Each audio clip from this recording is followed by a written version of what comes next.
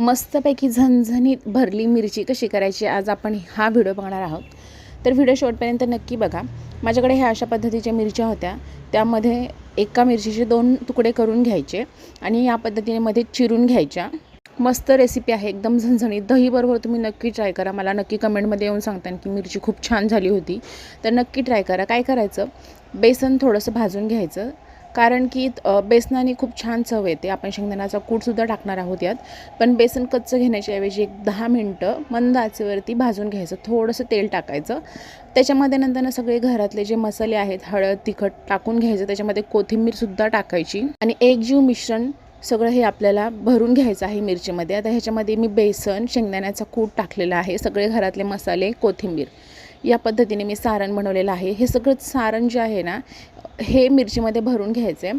शेंगदाण्याचा कूट आहे ना, ओबडधोबड वाटून टाका, कारण तुम्ही जेवढे शेंगदाणे ओबडधोबड ठेवता ना, तेवढी तुमची जी मिरची आहे ना, ती चवीला तेवढी छान लागणार आहे।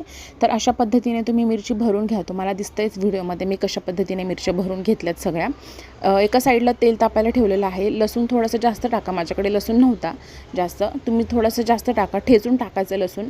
त्याच्यामध्ये जिरीची फोडणी घालायची आहे आणि ज्या मिरच्या भरल्यात ना आपण, ह्या सगळ्या मिरच्या मस्त तेलामध्ये परतून घ्यायच्या। पाणी वगैरे टाकायचं नाही, कांदा वगैरे काही टाकायला लागत नाही याच्यामध्ये। मस्त तेलामध्ये, थोडंसं तेल जास्त घ्या, कारण फक्त तेलामध्येच परतायच्यात, करपू नये यासाठी मी थोडंसं तेल जास्त टाकलं आहे। हा जो मसाला आहे तो नंतर आपण वरतून टाकणार आहोत।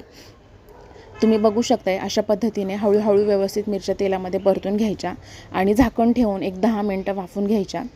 एक 10 मिनटांनी तुम्ही बघू शकता मिरच्या कशा पद्धतीने चेंज झाल्या आहेत। तुम्ही अशी पण मिरची ही खाऊ शकता, दह्यासोबत नाही खाल्ली तरी तुम्ही तोंडी लावायला अशा पद्धतीने खाऊ शकता। जो तुम्ही आता मसाला साईडला ठेवलेला आहे ना, तो आता इथं टाकायचा आहे आणि मसाला तो ॲड करायचा याच्यामध्ये। अशा पद्धतीने आपल्या मिरच्या परतल्या गेल्या पाहिजे, त्याच्यामुळे मिरची जी आहे ती आपली कच्ची नाही लागणार आपल्याला खाताना। तुम्ही अशीच पण खाऊ शकता, खूप छान लागते अशीसुद्धा।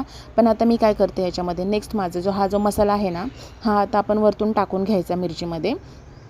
त्याने काय होतं, मिरचीचं जे तेल जे तुम्हाला जास्त दिसतं ना, ते नंतर जास्त दिसणार नाही।